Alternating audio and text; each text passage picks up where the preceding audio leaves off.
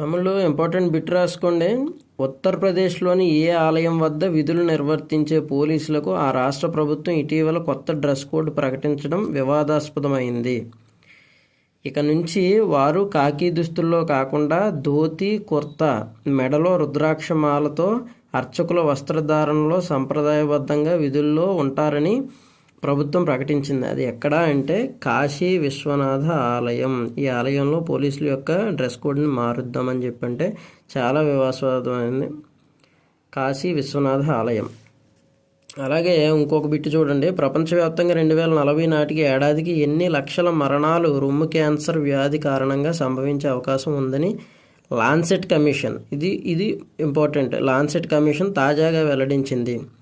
చూడండి, ఏంటంటే మొత్తం 10 లక్షలు అనమాట. ప్రపంచవ్యాప్తంగా 75 ఏళ్ల వయసు వచ్చేసరికి ప్రతి 12 మంది మహిళల్లో ఒకరు సగటున ఈ క్యాన్సర్ బారిన పడుతుంది.